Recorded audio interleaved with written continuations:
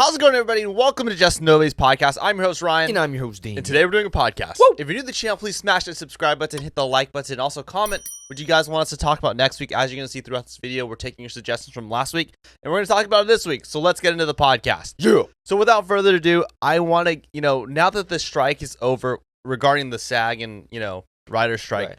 I want to talk about some Marvel news and how there's a lot of, as we progress through the MCU, there's new projects coming out of, legendary characters that we really want to see, right? Yeah. The X-Men, we want to see the Fantastic Four. And we know that the Fantastic Four, as of right now, we don't know who the Fantastic Four is. Right. Apparently, now Variety, Deadline, all the major news publications and magazines have came out and said that Pedro Pascal has been casted as Reed Richards. My whole thing is, I think Pedro Pascal is an amazing actor. Yeah. He's great in The Mandalorian. He's great in The Last of Us. He was great in the movie with Nicolas Cage. I mean, there's so many things that he does really well. Right. And I'm not really sure where they're going to go with the character Reed Richards in the MCU. Yeah. It was just a really out of left field for me Big curveball. to see Pedro Pascal be cast because he wasn't even on the radar. We all know that, John Krasinski was like a huge fan favorite to be casted. Right. Adam Driver was in talks. Yes. It was just so shocking, and I don't know how to really feel. I think we're all trying to figure out and digest what we just the news we received, but it's just kind of shocking that Pedro Pascal was the choice. Yeah, I don't think anybody saw that one coming. At all. Yeah. I do think though, like if you have like some gray in his hair, like we see kind of in The Last of Us, I think he has some little gray on the sides.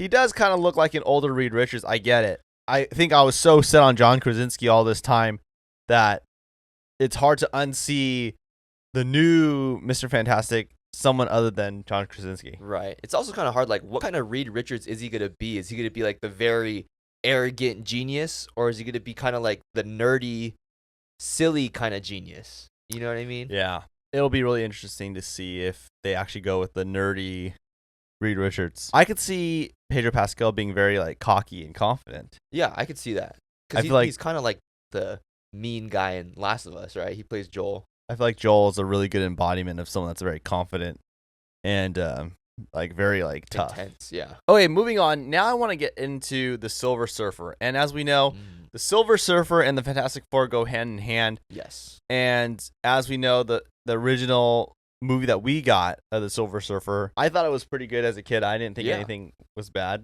but apparently a lot of people didn't like it.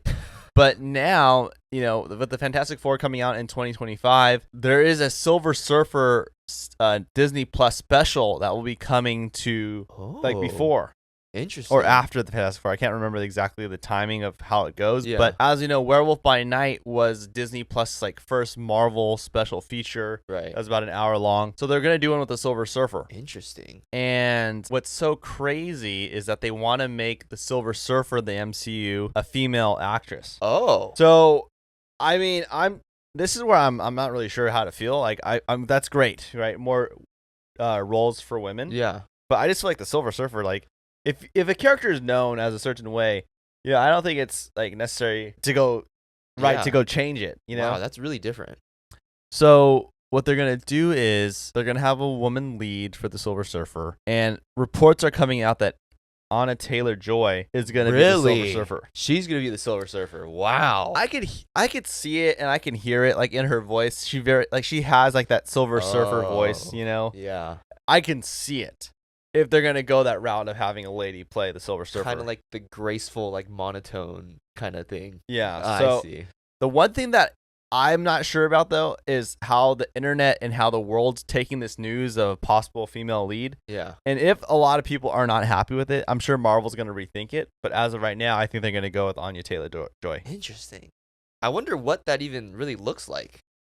Because the Silver Surfer is just like straight up all silver. Like just nothing. Uh-huh. I just wonder how they're going to do that. Just like how they do like Mystique. Oh, I guess. And she's like, because the Silver Surfer doesn't have hair either. Right. So they're going to like.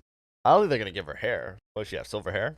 I don't know. No, I don't think she has a full head of hair. Like she has really long hair. No, I think that it's going to be, it looks like the Silver Surfer, but I think he's going to be female. Oh, okay. Now, everyone knows that Deadpool 3 is somewhat around the corner in terms of, it's a Marvel movie that's going to be coming out next year in July. And many people are speculating because we saw how Ryan Reynolds and Hugh Jackman and Taylor Swift were all at the Chiefs game.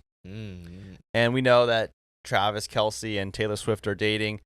But with this whole thing being said, right? Ryan Reynolds, Hugh Jackman, Taylor Swift, Sean Levy, Hugh Jackman, and Ryan Reynolds are, hugely involved in Deadpool 3, right? Sean Levy is the director of Deadpool 3. Ryan Reynolds is Deadpool, and Hugh Jackman is Wolverine. But what's amazing is how much time Taylor Swift has been spending with Ryan Reynolds and Hugh Jackman and Sean Levy. Yeah.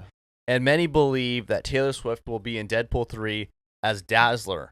And just for everyone to understand, the Eras tour that Taylor Swift is on has crossed over $1 billion. They made over $1 billion.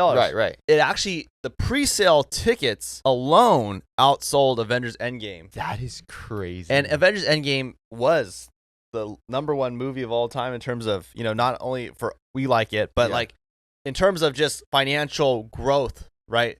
Avengers Endgame was the top, right? Avatar, I think, passed it up again. But at one point, it surpassed Avatar. That is insane. Avengers Endgame will probably surpass Avatar again, say like 2-3 years from now when they do like re-releases, or 10 years down the road when they re-release Endgame in theaters. But anyways, I'm getting sidetracked. So Taylor Swift's movie, so the Eras Tour made over $1 billion. Taylor Swift's movie, she filmed the whole tour, filmed the whole experience. And what she did during the strike was she went to AMC directly. She had her own camera crew, had her own production company, sold the rights to AMC directly, or not sold the rights, but gave the distribution rights to AMC. And basically, you can go see Taylor Swift's Eras Tour at AMC theaters. Now, I don't think it was playing at a Regal. It wasn't playing at Cinemark. It wasn't playing at anywhere else besides AMC. She made nearly $100 million just on a concert recording. That is just crazy. Your favorite word? Crazy. I was waiting for it. I was like, he's going to say insane or crazy. Well, it is. $100 million? That's insane. It is insane, considering, too, that most movies will get multiple theaters, not just AMC, to be playing their movie. And it's literally a recording of the concert. Right. Just pieced together. So this whole thing that I'm trying to get at. So Taylor Swift brought in $100 million basically for her movie of a recording of her tour that made over $1 billion. And a lot of the people that saw the movie are also people that went to the concert. So it just shows you that people still want to go live that experience again.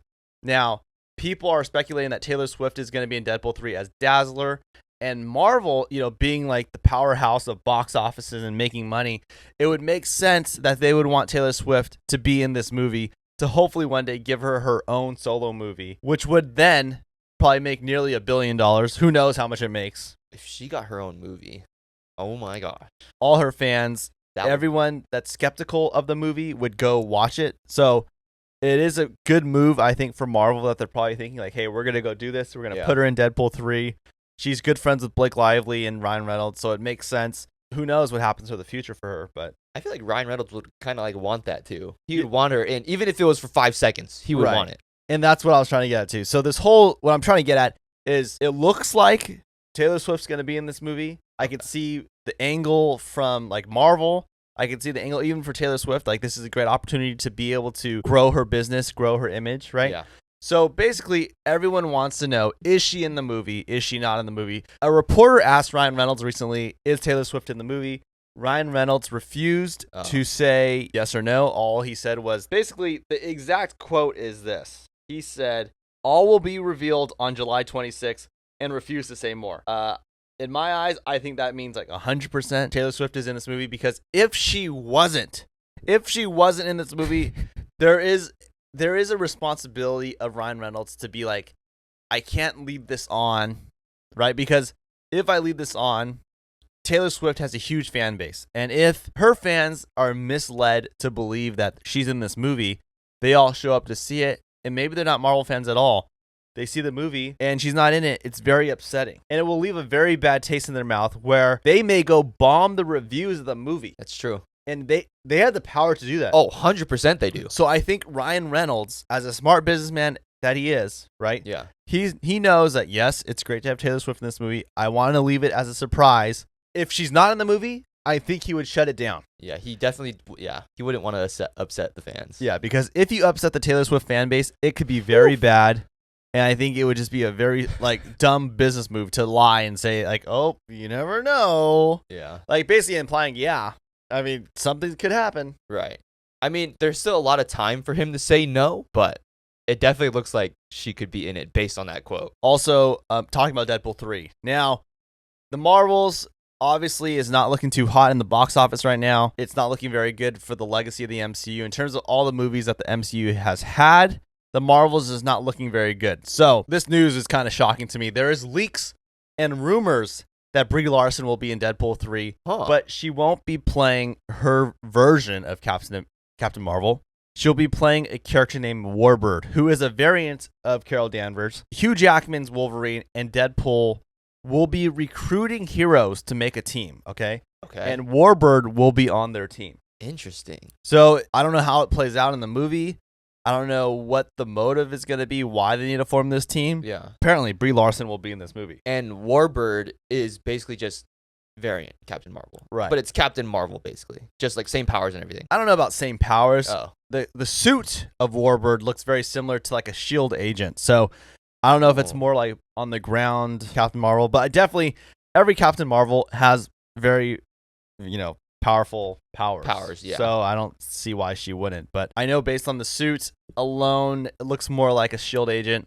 And it should be interesting. I think this could be a great opportunity for Brie Larson to kind of maybe like take the criticisms of Captain Marvel, kind of adjust the character, this new version of Captain Marvel, to maybe, change the perception people have of Captain Marvel for the better. Right. If they're forming a team, yes, Deadpool and Wolverine, it's got to tie into the post-credit scene of the Marvels. Spoiler alert. Okay, we're putting it out there. But yeah, the Beast is in the end of the Marvels. Yeah, so they're in a universe where the X-Men are. Right. So it makes sense that ties into what they're going to be forming. I see. And maybe that universe, Brie Larson is Warbird in that universe? Maybe. Yeah, maybe. We'll find out. I don't know if that universe is the same universe as Deadpool, like Ryan Reynolds' Deadpool. It's probably not. So I don't know how they're going to do it, but definitely X-Men are coming. We already saw our first X-Men character at like the Beast. Yeah. So anything's possible. I definitely know that. We know for sure that the Fox X-Men, if it's, whatever universe it may be, there's going to be X-Men characters that are from the Fox universe in this movie. Okay, moving on. I want to talk about this is Captain America 4 is in trouble. Whoa. Now, Daniel RPK is a very known leaker, very reputable. I don't want to use reputable as a leaker, but basically this guy, Daniel RPK, okay, his accuracy on leaks have been pretty close to being perfect. Obviously, there's some that he has said that has been wrong, but basically Daniel RPK has talked about how there's a lot of reports going on in Marvel internally that Captain America 4 is not looking very good at all. They've done test screenings. It's been doing really bad in the test screenings, and they have they had to schedule a bunch of heavy reshoots. Now, reshoots are where they go back in, fix things, reshoot scenes that didn't land very well with the test audience screenings, and it's not looking very good. I think whenever test screenings aren't testing well and they rely heavily on reshoots, and when they say heavy reshoots, it kind of reminds me of Doctor Strange and the Multiverse of Madness. And Doctor Strange and the Multiverse of Madness was a good movie, right? Yeah. Maybe the world, including us, had very high expectations for the movie. Very high expectations, yeah. So maybe that kind of made the movie, like, already, before it even started, it failed. Because we had such high expectations, coming off Avengers Endgame, No Way Home. Yeah. It's tough. And I think, though, in this case, if Marvel is very worried about Captain America 4 and they're going in heavy reshoots and it's pretty well known that they're struggling, I don't really know how much can they do to change the movie. Right. To make it better over just reshoots. Yeah. It seems like if it's like that, you got to they're changing a lot. Yeah, they're going to have to change a lot. Like, it's almost, if they're saying heavy reshoots, it's almost changing the story, like changing the plot almost. Yeah, I think there's going to be some rewriting done. Like, it's going to be a whole process. Right. I do know that Harrison Ford is going to be Thunderbolt Ross. And I heard that and I was like, wow, that's going to be, I don't think Harrison Ford's going to sign on to a movie that he doesn't believe in. Yeah. It's not like the guy needs the money. Yeah. So it must be a decent script, right? And we know that he's probably going to be the Red Hulk in this movie. So I'm kind of surprised that they're having issues where You get Harrison Ford. You have this like opportunity to really carry the Captain America mantle, and you kind of drop the ball. Yeah. It's just kind of shocking. Yeah, especially the Captain America title alone is setting up a lot of hype. Yeah. And I'm sure they don't want to let people down, but hearing the heavy reshoots, we got to have low expectations, I think. So, moving on now from that, I do know that there are heavy talks at Marvel about doing an Avengers film with the original Avengers. Oh, what? I don't know how true it is. Okay. We all have to take this with a grain of salt, because at the end of the day, these are just rumors and leaks. Who knows if it's true? Who knows if Marvel catches wind that these are out and they totally change the direction of what they're going to do? But it does make sense that where Marvel's at right now, where it's kind of heading, you do need something to kind of revitalize what they once had, from 2008 to 2020. Yeah. I think the fastest way to success, right? If you had to just be like, on paper, ask me what we need to do, I would say you got to get Robert Downey Jr. back. You got to get Chris Evans back. You got to get Scarlett Johansson back. And I think you have to have an Avengers movie with the original Avengers. Yeah, they definitely need something like that. I know a lot of people are going to be like, you're taking away from Robert Downey Jr.'s sacrifice and Scarlett Johansson's sacrifice. But just look at this, okay? In the comics, these characters are always in the comics. Yeah. Like, they die off, right? But they are brought back. Like, You can't have a Marvel universe without Captain America, without Iron Man, without Black Widow, without the Hulk. Yeah. You can't without Thor. Like, sure, you could have a period of time without them, but at some point, they do need to come back. Yeah. They need to come back. They need to fulfill that idea of Marvel. Marvel was built on these heroes. Right. It doesn't make sense why you would let them go. It doesn't. And if people think like bringing them back would hurt Robert Downey Jr.'s like whole sacrifice, yeah, you gotta think about it like this: the multiverse already did that. Because he's already in the multiverse. It's not like there's another variant of him in the multiverse, right? It's already past that. Right, and what's a really good example of why it doesn't take away from his death? Why? Loki. Yeah. So Loki, everyone's like, oh, you can't bring back Loki. It takes away his sacrifice that he did in Avengers Endgame or Infinity War for his brother Thor, trying to kill Thanos. Right. Now, look at how Loki Season 2 ends. Loki was able to avenge his character, be able to not only further his character arc, but maybe, arguably, one of the best character arcs in the MCU entirely. Yeah. So, going from the villain to live long enough to be the hero, it's such a great story. And I think that Robert Downey Jr., he had a great sacrifice. Right? He had a great sacrifice. But the world goes on. New villains arises. New issues arise. Yeah, he saved the world for a period of time. Right. But now the world's in shambles again. Yeah. So, in a sense, that alone takes away from his sacrifice. Right. Especially because they're threats that are more strong than Thanos. Right. Like, it's good. They need to bring him back. And then look at Logan, too, right? Wolverine. Yeah, Hugh Jackman said he would never come back. Exactly. And they said, they found a way to bring it back where I don't have to touch Logan. And I do know that Robert Downey Jr. got over like $150 million for Endgame. I can't remember the exact price, right? But hey, it's going to cost a lot of money, but it's going to make a lot of money. It's going to make a lot of money. If they brought him back, I mean, we're looking at $1 billion movie. Yeah, it's got to be, right? Especially if you bring back not just him. Right. If they do a whole press tour, traveling the world promoting the movie with Robert Downey Jr. saying like, oh, I'm so excited to be back. Oh my gosh. Yeah. Talk about breaking the bank. And if you're telling me there's a chance there's a movie with Robert Downey Jr. and Hugh Jackman, come on. Yeah, and Tobey Maguire. Yeah. Who's not gonna see that? I know. What happened is I feel like the MCU, the issue is, it's no longer, it has lost the fear of missing out. Like, people are not gonna stopped going to watch the movies, right? Some people are like, it's okay. I can afford to miss this one. Yeah. Right? It's not important. Yeah. Whereas before, every single Marvel movie, if you like the Marvels or not, you would go see this movie because you didn't want to miss out on what could be. That's very true. Right? So you have this FOMO, but the Marvel universe has kind of lost that. Yeah. But Robert Downey Jr. coming back would bring back would that bring it FOMO. back. Yeah. Yeah. Because you wouldn't want to miss that. Yeah. That is like historical, and that's something you can't miss. Right. I'll make this very fast. Last announcement is Steven Yeun from Invincible and The Walking Dead. I guess this is confirmed in a sense. Robert Kirkman, the creator of The Walking Dead and Invincible, I believe, has revealed that he talked to Steven Yeun the other day, and Steven Yeun said that he was in a costume fitting. And he was in a costume fitting for a Marvel character named Sentry. And what? And Sentry basically has, like, he's one of the most overpowered superheroes.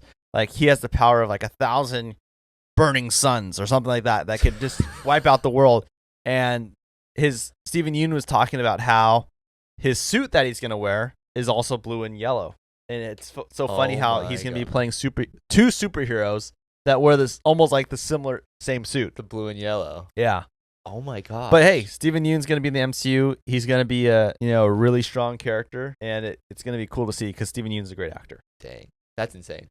It is, and I think the world should be excited. I mean, there is also a lot of upside to the MCU right now. I know it's not looking too hot with the Marvels, kind of where it's been, but hey, Loki season 2 was great. I think there's a lot coming that's going to be really good. Yeah.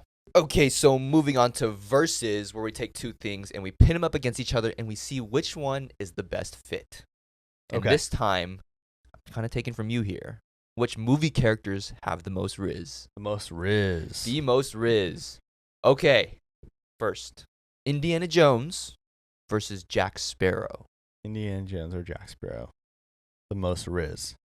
Now, riz, give me like how am I viewing riz? Who's gonna get the girl? Who's gonna get the girl? I think who's more charming? Who's got the most charisma? Well, I think just based on the movies alone, I think you'd give it to Indiana Jones because he's kind of like the James Bond of adventure. Yeah. Jack Sparrow gets a lot of ladies. Who? You don't even know their names. He doesn't even know their names. But what? I think he gets some, but I don't think he gets as many as Indiana Jones. Oh, okay. Well, that's your opinion. Well, if you look at the movies in Indiana Jones, he's teaching a college course, right? Right. Even his students are all crushing over him. Okay, next one. James Bond versus Han Solo. James Bond versus Han Solo. Han Solo's a somewhat of a good guy. He was loyal to Leia, James Bond, on the other hand, every movie he has multiple girls, so I'd give it to James Bond. Yeah. Okay, Anakin Skywalker versus Batman. Batman. Really? I feel like a lot of people crush over Anakin Skywalker. Not people in the movie, just fans. Is that what we're gonna add into this equation? Well, I'm just saying. Well, I mean, I think, to be fair, then I think a lot more women think Johnny Depp's more attractive than Harrison Ford. If that's what you're gonna start. We'll leave that out. I just wanted to put that out there. We'll leave it out. Okay. I just wanted to say it. Okay. Well, I didn't get to answer it yet. Okay, answer it then. Well, I'll try to. Batman. Okay, Batman. If you look at it. Okay, yeah. Okay, Woody or Buzz? Woody or Buzz? I feel like I'll take maybe a different approach here. I would give it to Buzz. Okay. What's the reasoning? Because I think Woody would try too hard, but Buzz doesn't have to try. When he's in his awkwardness, he would get more girls. I mean, it's a coin flip, but I mean, Buzz gets a girl, Woody gets a girl. I think Buzz. Yeah, that's what I was going for. Okay. Katniss Everdeen. Okay. Versus Padme Amidala. Whew. That is tough. I'm just gonna go Padme. Yeah, you got to, because I think Attack of the Clones, Padme. Well, I think she's got Riz.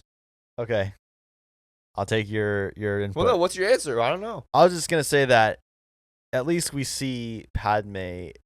She's like a queen. Yes, Katniss Everdeen is like a queen in her own sense, but I think that, I don't know. Just seems like the way the character is played, I think that Padme has more riz. Okay. Grogu versus Baby Groot. Oh my gosh, I don't know why I thought you just said the same character twice. Grogu. Right, you said Baby Groot. Yeah. Okay. Groot. Really? Yeah. Grogu broke the internet. Like, completely shut it down. There you go again. You're taking things out of the. I'm talking about this the Okay, character. whatever. Okay. Wait, well, I'm explaining my answer, and you keep bringing in factors that are not even in the equation. Okay, Ethan Hunt, Mission Impossible. Okay. Versus Marty McFly. Ethan Hunt versus Marty McFly. Okay, I don't know if this is controversial. I don't think it is, but I would go Ethan Hunt. I mean, yeah, Marty McFly is also that kind of that Buzz Lightyear character where he's gonna try to be risful, but then it's when he doesn't try and he's goofy and he's like kind of thinks people are like, oh, that's cute, you know. But Ethan Hunt, that guy's, you know, he's like good looking. He's MI6 agent. He knows psychology. He knows how to talk to women. He knows espionage. Like he knows how to blend in. He knows how to talk to women. Well, because he's trained to. Like he literally is trained to, if the target and he needs information, he knows how to get it out of them. Yeah. Yeah. Okay. If that means falling in love, he will. Okay. Princess Leia. He's a dog. He's a dog, bro. He's a dog. Okay. Princess Leia versus Black Widow. Princess Leia versus Black Widow. I have to go Black Widow because I think it's the same boat as Ethan Hunt. Like she if she wants something, if she wants something, she would be able to use her tactics with like the skills that she learned through like the agency to be able to get that. Princess Leia, I mean, yeah, we could say she has the Force. You know what I mean? But I think just assuming that they do it in an ethical way, I think you would give it to Black Widow because I think unintentionally she will use her tactics without even knowing. Whereas Princess Leia, doing the Jedi mind trick, that she wouldn't do that. Okay, yeah. Makes sense. That was a good explanation. Yeah. Okay, Wonder Woman versus Elizabeth Swann from Pirates of the Caribbean. Sorry, what was the first one? Wonder Woman. Oh, Wonder Woman. Wonder Woman, from what I've seen in the movies, we'll just go off the movie version. Okay. It's kind of like the Buzz Lightyear thing again. Like she's unintentionally having Riz. Like charming. Well, no, like she's trying to, she likes Chris Pine. Yeah. But she kind of like unintentionally does things that come off to him as like, oh, that was like, I like you. But she's kind of like, doesn't think anything of it. Elizabeth Swann, though, does have a lot of people crushing on her in the movies. Right. That's why I was getting to that. I was explaining why Wonder Woman, kind of the same boat as Buzz Lightyear. But Elizabeth Swann does end up in having, basically kids with Will Turner. So I think success rate wise, you would give it to Elizabeth Swann. Okay. I was just saying reasonings. Okay. No, I know, but I didn't get to finish what I was saying. Okay, Gamora versus Mystique. Gamora or Mystique? Jennifer Lawrence's Mystique. Is she gonna be blue? Well, Jennifer Lawrence's Mystique could be both. Okay, so that's what I'm trying to say. Are you trying to just limit her to just being blue, or are you gonna let her use her powers? I'm gonna let her use her powers. Let's see. I think that I would go Mystique just because I think her whole thing is like being able to blend in and know how to appear to be relatable to that person. Okay. So she would, but I think that's unfair. I think that her using her powers is kind of like Princess Leia using the Force to get people to like her. So I want to go Mystique. Okay. So you'd go Gamora. Yeah. Okay. I mean, you know what I'm saying though? Like, I know what you're saying. I don't think using the power is fair. But okay, what if she can't use her powers? What if it's just either blue or just Jennifer Lawrence? Well, I think if a guy saw a person that's all blue, like looking like a creature, they'd be like, "Whoa, what is this?" You know? Like, right? You know what I'm getting at? Yeah. Though? Like, okay. But then you could look at Gamora and she's an alien. Right. That's tough. That is tough. You know what? I go Mystique. Okay. Because I think she would. If we're basically, it comes down to this: she's gonna be using her powers. Okay. Yeah. Okay. Trinity from the Matrix, or Anne Hathaway's Catwoman.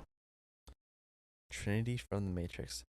You gotta go Anne Hathaway's Catwoman, just from the sense of it's the same thing as like Ethan Hunt, right? She had and Black Widow. She has the skills and knowledge how to get what she wants. Yeah. Okay. I think this one's kind of easy one, but Reed Richards versus Tony Stark. Okay, I get it. Yeah. how you think it's Tony Stark. Right. And the world may disagree with me on this, right? Oh. I do think that Reed Richards could what? No, go ahead. Yeah. I think could get more. Yeah. Or get women that actually want a lasting relationship. Mm. Tony Stark could hook up with people. Yeah. Right? He's got the money. He's charming. He's good looking, right? But Reed Richards, he's like a very, just like Tony, he's very smart. Right. But he's also, I think he has a better heart than Tony. To a certain extent, he's not arrogant. He's arrogant. But, it's tough. There is a scene in Fantastic Four where he's getting a lot of ladies at that party. Yeah. I think it's a tie. Whoa. I really think it is a tie because Reed Richards is very smart and he's very witty too. And he actually is smarter than Tony Stark. He is the smartest man alive. So I go Reed Richards. Wow. You went from I can see how it's Tony to it being a tie, and now it's Reed Richards. No, I never said that it would be Tony. I'm saying that people. No, you said you could see how it could be Tony. I could see how people would expect me to say Tony. Yeah. Yeah. Okay, so moving on, there's something that I saw. So there's actually a lot of common first names that actually have a meaning behind it, but people just don't know what the meaning is. So what's the meaning behind my name? Okay, so starting off with the girl names first. The name Abby actually means intelligent and beautiful. Sophia means wisdom. Jessica means wealthy. Zoe means life. And Mia means love. I had no idea these basic names had so much meaning. Yeah, so onto the guy names. Aaron means enlightened. William means strong protector. Mason means stone worker. Andrew means courageous. And Ryan actually means little king. So not a king, but just a little king. It means little king. What does your name mean? I actually don't know. I didn't look at mine. Anything's better than little king. At least you're a king. In today's world, little king's not the best thing to be called. Yo, what's up, little king? Well, okay, I guess that's okay. When you put it like that, it doesn't sound good. Well, after this, we should go look up what your name means. Yeah, but there's also this other thing I saw. Lazy people are actually more intelligent than people who aren't lazy. Justice for lazy people. So scientists from Florida Gulf University actually did a study, and they found that people who rarely get bored actually have higher IQs than the people that easily get bored. Because the people that easily get bored will actually go out and do something instead of sitting in bed all day. But they found that the people that can sit in bed all day and not get bored actually have higher IQs than the people that actually go out. I can see how this information is going to make a lot of people happy. Yeah, so the study took two different kinds of students. There was students that wanted to learn and they wanted to think all the time, but there's also another group of students that did everything in their power to not have to think too hard. And they found that the group that rarely got bored had higher IQs because instead of being physically active, they were actually more mentally active. It is amazing how the idea of like not being bored, is so important. Yeah, it's pretty crazy because people, when they get bored, they want to go do something to keep their mind active and keep their body active. But these people that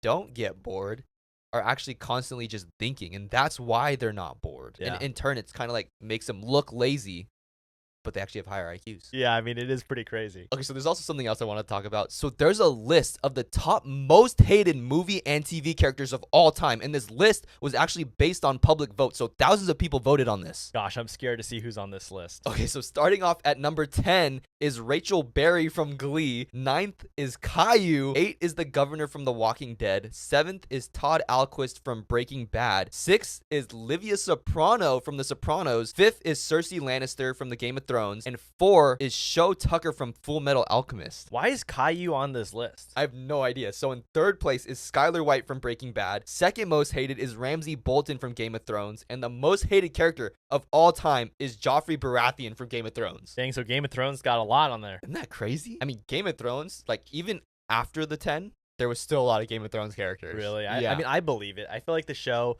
there's so many twists and turns and so many unlikable characters. Yeah. It makes sense. I feel like there's a lot of backstabs in that show. Oh, yeah, for sure. Rachel Berry, though, come on. That's kind of harsh. I mean... Okay. She's talented, but man. I feel like a lot, even like the characters in the show didn't like her. Yeah, that's true. You know what? I shouldn't say that. I don't know what she did. I don't want to defend Leah Michelle. I'm talking about her character. This is her character, Rachel Right, just Berry. her character. Yeah, I'm not talking about, I don't know what she's done behind the scenes. Because I think she was getting canceled for a little bit for like treating people bad behind the scenes. So, you know what? Rachel, you're out. Get out of here. Okay, so now I think it's time for scary story time. Oh, I'm happy this is back. I want to talk about some scary stories. I feel like I want to go to sleep. A little frightened. A little frightened. A little spooked. Little, I don't know what I was about to say, but just that feeling of not being able to sleep. So this is why you should never let your kid draw with a blue crayon. So why just a blue crayon? So there was a family of 3 that was going on vacation. There was a mom, a dad, and they had a daughter in the 2nd grade named Maddie. And Maddie loved art. Like, she loved to draw, she loved to color. But for the trip, she forgot all of her coloring supplies. And on this trip, instead of staying at a really nice hotel, the dad thought it would be nicer to stay at a little bed and breakfast. So when they arrived, they met the host of the bed and breakfast. And it was like this creepy old lady named Debbie. And she was super nice, like overly nice, like creepy nice. And she started showing everyone to their rooms. And when they got to Maddie's room, they opened the door and there was a bunch of art supplies and coloring supplies everywhere, almost as if she already knew that she liked to draw. That's a huge red flag. Probably should get out. So during the night, Maddie would just spend all of her time coloring and drawing, and in the morning, she would show her parents at breakfast what she drew. And in the morning, she gave them the pictures, and what she drew was this little boy, all in blue crayon, and it was just standing in the middle of the hallway. And they asked her who the boy is, and she said like, oh, it's just the boy I met upstairs. He's super nice. And her parents just started laughing because they knew she had a wild imagination, but they also knew that they were the only family in the house, so it couldn't have been any other families in there. So they kind of just laughed it off. But then that night, Maddie started drawing again. And at breakfast, she showed them a new picture. And this time, it was the same boy drawn in all blue crayon, but he was standing in a bedroom. And the bedroom looked very similar to Maddie's bedroom. And now the parents were a little bit weirded out. So they asked her again who it is. And she said, it's the boy upstairs. His name is Lucas. And this is where the parents start to get really freaked out. Dude, I would be so worried too if there was no one else supposed to be in that house. Yeah, so the parents took all of Maddie's pictures and they decided to show it to Debbie and ask Debbie, do you know this boy named Lucas? Because Maddie's been drawing him in her room. And as soon as Debbie heard the name Lucas, she started to freak out and she said, you guys need to leave. And she decided to ask them one question, and all she said was, did Maddie talk to him? And obviously the parents have no idea, so they just said, I don't know. So Debbie obviously knows who Lucas is. Yeah, so they decided to go ask Maddie if she talked to Lucas, and she said, yeah, I've been telling him about our vacation and what life is like back home, and he seemed really happy. And then all that Debbie could say was, it's too late. And she told them that Lucas was a boy that stayed at the bed and breakfast, but one morning he choked on his food and died, and that's why he's blue, and that's why Maddie only uses blue crayon to draw him. Dude, that is so freaky. It gave me chills. Yeah, but this is where it gets even crazier. So the family decided to leave and cut the vacation short and get home as soon as possible. But that night, they also heard a voice coming from Maddie's room. And it wasn't Maddie's voice. And all the voice said was, I think I found my new home. Get out of here. Yeah. Get out of here. So Lucas came home with them. Gosh, that is so scary. Right? I don't know what I would do as a parent.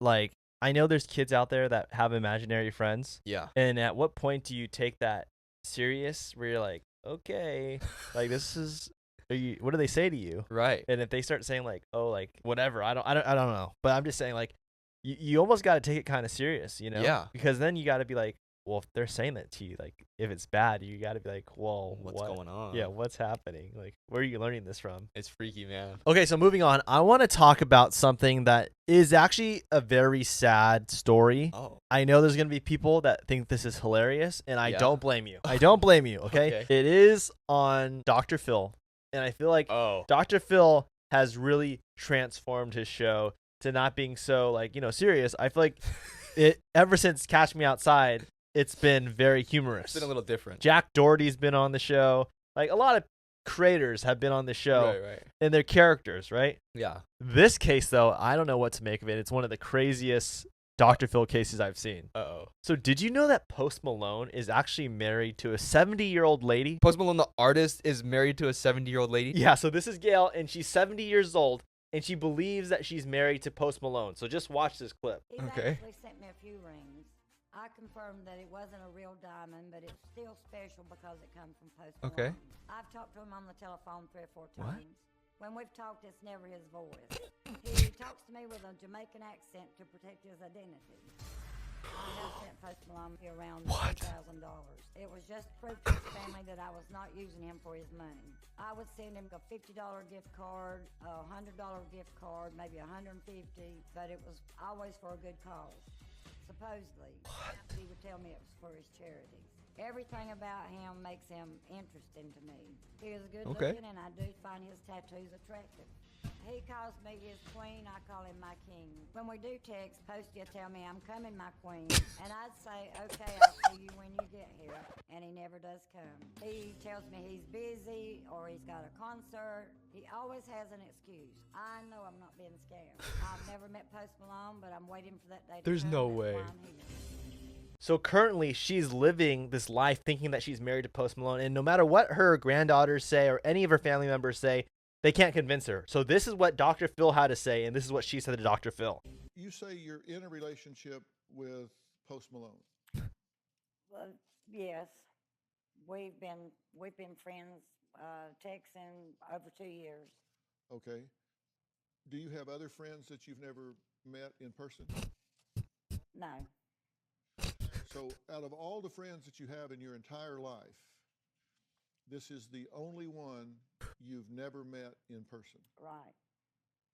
He's always got an excuse that he's going to come, that he's busy, but we're going to meet. So sad. Well, he sent you some rings. Supposedly, that was my promise ring. He sent you these promise rings. Why would a millionaire send you a fake ring? Because he's in the games. When you're in a relationship with someone, treating them with dignity and respect that's not about games. Right. And he sent you these rings. And Oh my gosh. You said they're not real and they turn your fingers green. You probably bought it with her money. This girl's a That's why I tried to savage. explain why I'm so drained, because he's a big gamer, and he goes to Korea and Japan and different That places. is so sad. Isn't it That sad? is so sad. I mean, I don't mean to laugh. It's just, I know. it's just kind of funny. I don't know. I was having a hard time. Like, I've already watched these videos too, and I'm still laughing. Who's the other girl? I think it's her granddaughter. Oh my gosh. But I feel so bad. I don't mean to laugh, but oh my gosh. That is so bad. What got me is when she said that she talks to him on the phone and he has a Jamaican accent. Last I checked, he does not have a Jamaican accent. He does not. Okay, so moving on. Did you know that this optical illusion could actually tell what kind of brain you have? So you see the silhouette moving. Now, half the population will be able to see the silhouette moving clockwise, and the other half will be able to see it counterclockwise. Okay, what does it mean if I see it going clockwise? Okay, so very few people could actually see her moving in both directions. Now, some people can only see her counterclockwise, some can see her clockwise, but very few could actually switch it in their brain and be able to switch her from going clockwise to counterclockwise and have the ability to control it. And if you could switch between counterclockwise and clockwise, you have a very adaptive brain that can have fast thinking. How are they switching it? Okay, so there's actually a way to make your brain more adaptive, and you could actually change it so for you only see it going clockwise. You could actually switch it to counterclockwise if you focus hard enough. Okay, I can kind of see you're moving counterclockwise now, but I can't switch it back to clockwise. It is a really weird optical illusion that I feel like very few people have the ability to actually do it. It's very tough. That's weird. It's like mind trippy, like mind boggling. You think that you see it one way, right? And then if you try really hard, you can get her going the opposite. Yeah. But to get her, you can't unsee it. Like, you Right. can't get her to switch back. You almost have to look away from the screen and then look back. Okay, so moving on. I feel like this is really important for everyone's safety, and I feel like this is really good information to have. Like, do you know how people are stealing people's cars now? So, like, watch this video. This is called a relay attack. What is that guy holding? What was that? Wait, what? Wait, what just happened? He was holding a thing over his head and the car just turned on? I don't get how that guy just stole that car. So they use this device to be able to trick the key fob inside the house to unlock the car, and then it tricks the car also into thinking that the key fob's in the car, so it allows the push to start the engine. So the police are now urging people not to keep your key fobs near your front door, but to keep it as far away as possible from the front of your house so that no one could use this on you. And they also recommend putting your key fobs in like a protective box that blocks out any signals coming near it. Dude, that is crazy. And that's crazy scary. No one needs to break into your house. No one needs to break any windows, right? Right. These people are just doing it silently. Yeah, and the car just turns on. Dude, that guy was just like this. I know. And the car just turned on. And no neighbor's going to be like, oh, a car just turned on. Like, something must be wrong. Right. It's just normal. A car will start, like, it's not a big deal. But alarm going off or glass breaking Yeah. or a front door being kicked down, like, obviously people are going to know something's up. Yeah. But when you do this thing and people are getting away with it, like, because the neighbors aren't thinking anything of it, it's so horrible. That's scary. There's literally no noise. There's no nothing. The car's just on and they're gone. Okay, so moving on. Now I want to talk about something that really blew my mind regarding Disney. Now, we haven't really talked about Disney in a while. Yeah. Oh, yeah, it's been a while. It's been a while. I mean, Yeah. we kind of just started recently. Yeah, so this is something that I know we're probably both kind of aware of, but I don't think you know all the times this has happened. And this is going to really trip you out. Okay. So in every Pixar movie, Disney will put an Easter egg in the film to showcase what's the next upcoming Pixar movie. But do you know how many times they've actually have done this? I feel like I only know like 2. Okay, so in Toy Story 2, when we see the repairman open his drawer, you see a bunch of eyes like scattered rolling around the drawer. And this is a reference to the next movie, Monsters, Inc., where we see the monster with a bunch of eyes. And then in Monsters, Inc., we see how Boo is showing Sully all her toys and hands him a Nemo from Finding Nemo. And then in Finding Nemo, we see a kid at the dentist and he's reading an Incredibles comic. And then when you watch the Incredibles, you see a car from Cars, and it happens to be Doc's car. And then when you watch Cars, you see a picture of the Eiffel Tower, which hints at the next movie, Ratatouille. And then in Ratatouille, we see a little cockroach, and that same cockroach is also in WALL-E, and we see WALL-E playing with it. And then in WALL-E, we see Carl Fredricksen's walking cane that was used in Up. And then in Up, when Carl's house is flying above the sky, all of a sudden you see a bedroom, and there's a little kid in there. And in the room, we see a Lotso bear. And then in Toy Story 3, we see a picture, and that is a car from Cars 2, Flynn McMissile. And then in Cars 2, there's a photo inspired by the family in Brave. And then in Brave, we see a carving of Sully. And then the next movie is Monsters University. And then in Monsters University, we see how Sully's holding a unicorn notebook.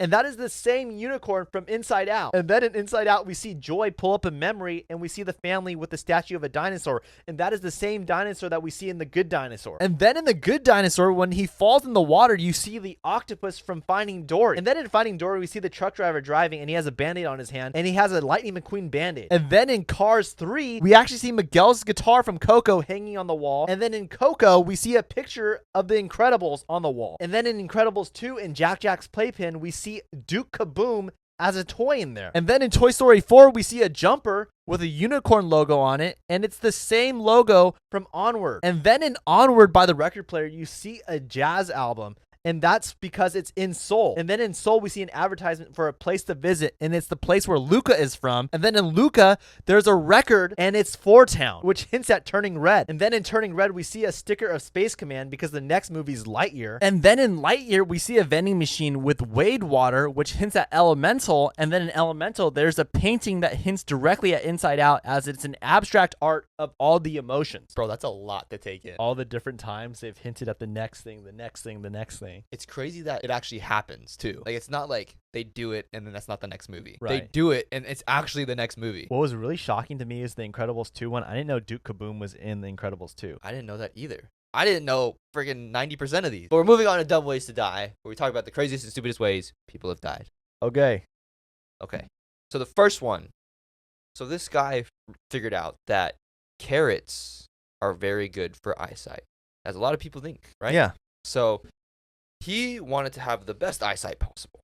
So he said, I'm going to drink as much carrot juice as I can. Okay. So what he did was, over the span of 10 days, he drank 10 gallons of carrot juice. So a gallon a day? Yeah. Okay. And basically, he OD'd on carrot juice. Oh my God. Yeah. It was it was way too much carrot juice. And he died from it. Because it was like causing like digestive issues and everything. Oh my goodness. Sorry, this is kind of off topic, but it is relative. How much water are you supposed to drink a day? A gallon of water every day? That's what people say. I don't know if that's true. Okay. I just have heard people say, like, you should try to drink a gallon a day. And we know how hard it is to do that. It is extremely hard. It is very hard to drink a gallon a day of water. To think about drinking a gallon of carrot juice a day is unbearable. Not even water. Carrot juice. Yeah, that could not be good for you. No. Yeah. I don't even know how much one carrot produces. Uh-huh. But to drink a gallon of that's got to be a crazy amount of carrots. Like, Yeah. that's crazy. Yeah, it's crazy. My favorite word. Okay. Next, this guy, for whatever reason, I don't know what he was thinking, but he had this crazy confidence that he was basically like human Electro. Like, he thought he could channel energy Oh my gosh. better than anyone in the world. Okay. So what he decided to do was there was like an accident and there was like a power line. This is what he thought he could do. Okay. He said that he could channel energy better than anyone on the planet. So he decided to prove it by grabbing the live wire that just fell off this pole, this telephone pole. Before you tell me how he dies, I already think you kind of did. But yeah. did anybody know why he thought that he could? No. He literally would just say like, I myself can harness and like have all this energy and hold energy better than anybody. He's like, I'm him, pretty much. So no one was like, bro, how do you think that? No, people were probably questioning him, and that's why he said, I'm going to grab this live wire and show you. So, grab the live wire, right? Rushed to the hospital, 3rd-degree burns everywhere. Did not survive. That explains his death. Yikes. Okay, this next one. This guy had a pet hamster. And I feel like a lot of people have grown up with pet hamsters. Yeah. And we all have been bitten by our pet hamster. Yes. And it does not feel good. No. Okay. It hurts. So this guy had a pet hamster. Okay. And the hamster bit him. But later, like maybe like a few weeks or a few months, he died. What? Okay. So then they did an autopsy and they found that the reason he died was because of the saliva that his hamster put in him from biting him. Oh, gosh. They don't know what the hamster had or what was wrong with it, but they figured out that it was the saliva that entered his body is what killed him. Oh, my gosh. Yeah. So if you have a pet hamster, I would be careful of this. Have you heard about how, like, when you get rabies? Sorry, this is kind of random. But Okay. It's not random, but it's almost like this. Like, you think how certain animals have rabies? You get bit by an animal that has rabies, you get rabies, and if you can die from rabies. Right. And apparently, like, what rabies does is it attacks the way your brain thinks. Oh. And rewires your brain. Okay. And some people that are at the final stages of rabies, like dying of rabies, they have a fear of water. So they don't drink? Well, they try to drink, and we'll have a clip here, but you'll see that people that try to drink water when they have rabies, they put it in their mouth and they just like, it's like the worst thing ever. They spit it out. They're just like, oh my gosh, it's like as if they just tasted poison. What? So your brain changes to think that water is bad for you. Oh, that's scary. Yeah, so that's why I wonder if like I don't think the hamster had rabies, but it definitely had something along the lines of like a rabies issue. So technically, once that kicks in and you have that fear of water, you're only really going to last up to a week or a week and a half because you won't be able to consume water, right? Right. That is scary. I do think, though, maybe you can put water through IV, like hydrate through IV. Oh, okay. But who knows? Oof. Okay. On to the last one.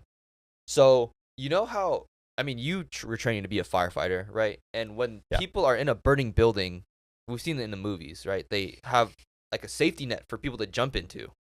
That's a real thing, right? I mean, yeah. Okay. So it's not like a safety net anymore, but it is. It's almost like I think you could fall into, and it kind of will brace your fall. Right. So I guess this guy was trying to prove to people that they should not be scared to jump into this net. So he's like, because people were like not jumping. And then there was like this whole thing where this guy was like, "What are you guys scared of? Like, it's not you're saving your own life." Yeah. But he thought people feared that they would die on impact, but it was like people were just fearing of jumping out of a window, like, and being so high up. So he was like, you know what? I'm gonna prove to everybody like it's okay to jump from high places and you'll survive. So with the safety net underneath them. Okay. I'm getting to that. Go ahead. What he decided to do. Yeah. He's like, I'm not even gonna have a net. I'm just gonna jump off the Brooklyn Bridge. What? So he was proving to everybody, he's like, look, you can jump off a high place and you'll be fine. It's not it's just because we're high. It's fine. So he jumped off the Brooklyn Bridge, right? Thinking it's okay to land in water. Yeah. It is not okay to land in water from that high. Right. At a certain height, right? Landing on water is equivalent to cement. Yeah. He did not realize that. Yeah. Dove straight into the water, pretty much head first. Oh, he went head first. And he died.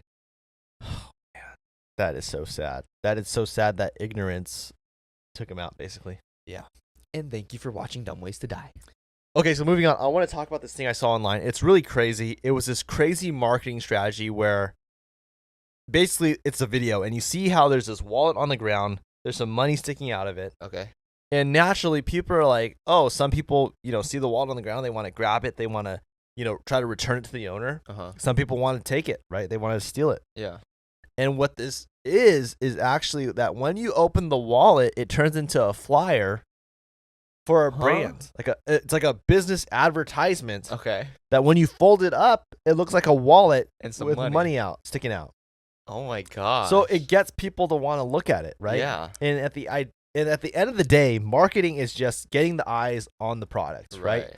How are you going to get the most eyes on the product? How are you going to get the highest conversions? And I just thought that was so genius. Okay, what's crazy about that too is it is so weird that the person will probably never forget what's on that flyer. Yeah. I believe so, because that tactic, I'd be like telling everyone, like, can you believe I saw this wall on the ground? Yeah. It ended up being this flyer. I would never forget it. Yeah. Even if it was for the dumbest product in the world, I would never forget what's on that flyer because of that. Another marketing strategy, this is not regarding the wallet, but for realtors, they found that the highest success rate of having clients utilize your service is actually branded water bottles. Branded water bottles. Yeah. Really? Yeah. That's the highest success rate. Yeah. And Branded water bottle. because think about this, for anyone that's doing business, water, as we know, is very important for our bodies. Yeah. Water you consume every day. Water you take to the gym. Water you take wherever you go. Right. And they found that since the water bottle has the realtor's, brand on it, people take the water bottle around, they're drinking it, people see it, and they're like, oh, you know so-and-so. They're like, oh, yeah. What the heck? And it builds trust because you see the person's name everywhere because they're on the water bottle. That is so crazy. Especially because it's for realtors. It's not for a product. It's for a realtor. And they found that the highest success rate is from water bottle, putting them on the water bottle. Isn't that amazing how that could work? Yeah. Another crazy thing I saw, and it took me a second to really dive into this because I was like, this is really obscure. Uh-huh. So in Japan, high school students, college students, when they graduate, they are not required to wear a cap and gown. Okay, as we know, when we graduated in high school, we had to wear our cap and gown. Same in college. And there was no exceptions. There was no exceptions. You better show up in that cap and gown or you're not walking. You're not going to get your diploma. Yeah. It's very important to be in uniform. Very strict. And that's in the United States. But in Japan, they allow all their students to be able to wear whatever they want. Interesting. Okay, so here's an example. Right here we have this cat. Wait, what? We got someone dressed up as the mask. Hang on a second. We got this person. This isn't graduation anymore. This is just a costume contest at this point. We got this girl, whatever that is. What? We got E.T. over here. Dude, this is just Halloween at this point. It's not even a graduation. We got a masquerade person. We got person marrying, looks like Ralph Macchio. Oh my god. I don't know who that guy is. I don't know. And we got this. I don't think. What? I don't know if that's a totem pole or something. I don't know what's the right. And this is in Japan, and this is an actual graduation. Yeah. Actual graduation. Dude, that is not a graduation. Well, it is. That is crazy. Okay, that person in that big costume, you can't even see who they are. I know. So technically, you don't even have to be there. Dude, you could have someone go walk for you. Yeah. But I just thought that was so unique because I know for me, when we graduated high school, you don't just show up, right? There's rehearsals. It's a whole process of making sure everyone's ready to go walk for your diploma. College, same thing. There's a rehearsal, and you have to kind of know what to do. We just had to get there early, and they had to explain how we're supposed to go about doing our graduation. But it's amazing how in Japan, for being such a country of by the book, trying to follow the rules, that they would be so loose in that regard of graduation. How interesting. Yeah, very weird. Pretty cool though. It is. All right, guys, you've made it this far on the podcast. Thank you so much for watching. Make sure you hit the like button, hit the subscribe button, and also comment what you guys want us to talk about next week. As you guys saw throughout this video, we took suggestions that you guys actually told us, and we talked about it. So make sure you comment new ones so that we know what to talk about next week. Also, if this video gets 2,000 likes, we're going to be giving one of these hot toys to one of you guys. So make sure you comment something that you like about the show, comment what hot toy you like, comment a topic, and we'll be able to like message you through YouTube or probably Instagram, and we'll get that over to you. And without further ado, we'll see you guys tomorrow on TikTok, and we'll see you guys next Sunday on Apple Podcasts, Spotify, and YouTube. We'll see you on the TikTok. God bless you guys. See ya. Love ya. You ain't messing that up. I'm messing up the outros. I'm sorry. Love you guys.